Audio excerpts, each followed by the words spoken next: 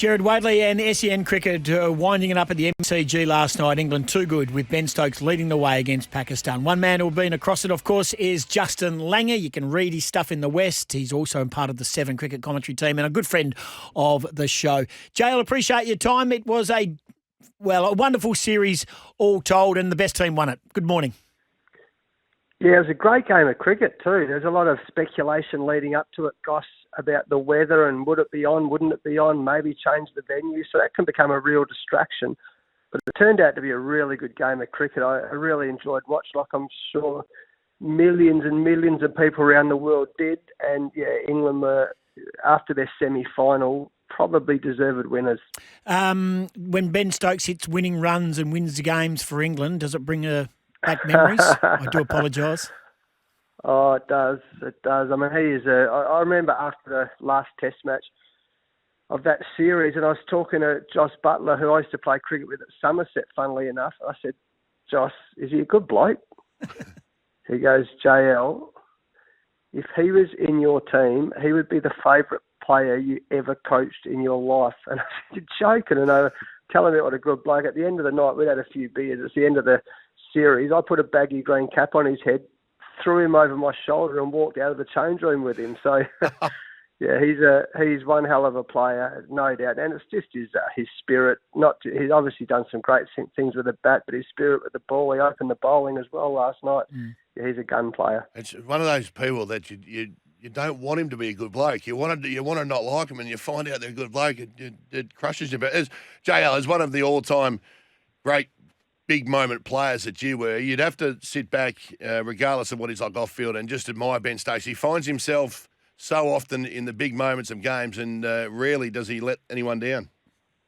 No, he does, and that's what the great players do. I was thinking of MS Dhoni last night when he was the great finisher, and he always used to, he's taking it a bit late, then all of a sudden, bang, was all over. You know, think about Michael Bevan.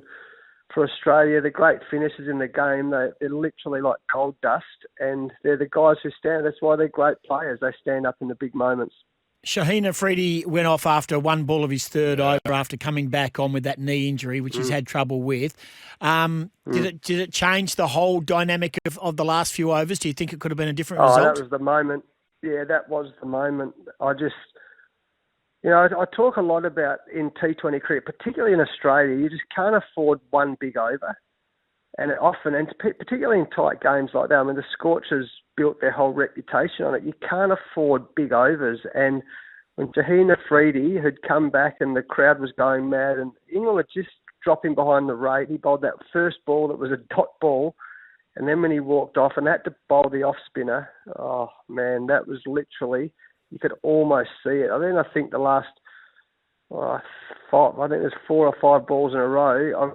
That over and then the next over went for boundaries and it's game over. So, yeah, that was a massive moment in the game. Can I ask you the impact of Matthew Mott? He hasn't been in the white ball job long at England, but you've worked alongside him when he was in charge of the women's program for Australia, an incredibly successful white ball in that time of him being coach of our Australian women's team. And also you've got Mike Hussey, who's the batting coach. Now, whether it's just a feel-good position for Huss or whatever his role may be, can you know those guys better than most? Just tell us about their role inside this victory for England.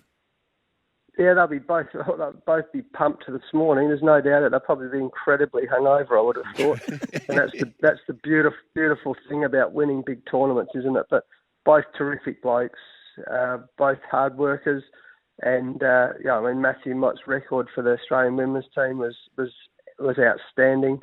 And it's nice to see him getting an opportunity, and that's a great way to start his tenure with the England white ball team, winning a T20 World Cup. JL, can we just have a quick snapshot of Australia's performance? Horribly disappointing from the first game and not making it through to the semis in a title defence. Was horrible to watch. Yeah, a lot has to go right. I said before the series started, like in an AFL Grand Final or an NRL Grand Final, World Cup, everything has to go right, and everything didn't go right for Australia, unfortunately. They'll be disappointed. There's a lot of discussion about the lead-up, and from afar it looked like it should have been the perfect lead-up coming into the summer. Lots of T20 cricket, get on a roll.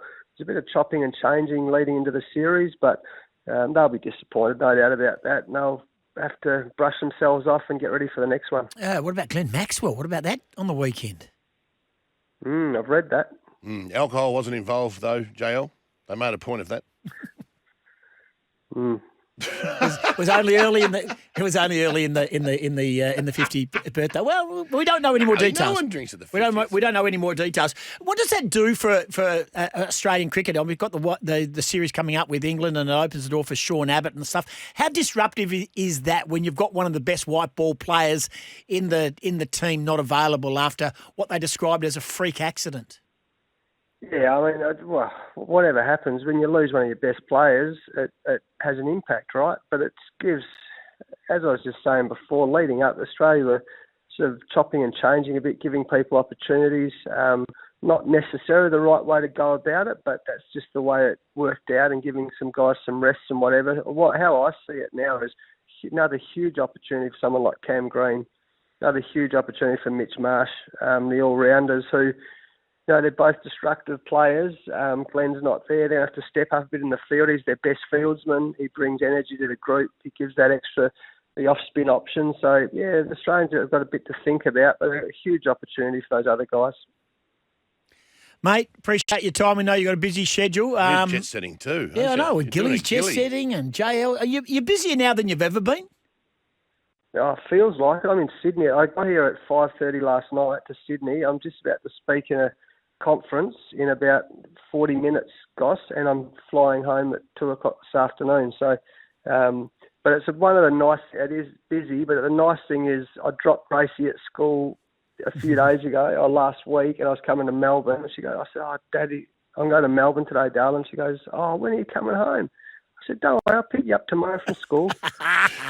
Nothing for better. about 30, for all her life, oh, I'm going to Melbourne today, darling. Oh, Daddy, oh, yeah, I'll see you in 3 months, darling. Yeah, so it's nice to be in and out, that's for sure. No doubt. And it's Gilly's birthday today, don't you? I do now. You get all the credit for a text message. You'd be the first to text him now. Blokes don't remember. Take the credit. I'll be the good bloke again, won't I? Captain Nice Guy, good on you. Hey, good on you, mate. Appreciate you coming on. Thanks for the chat.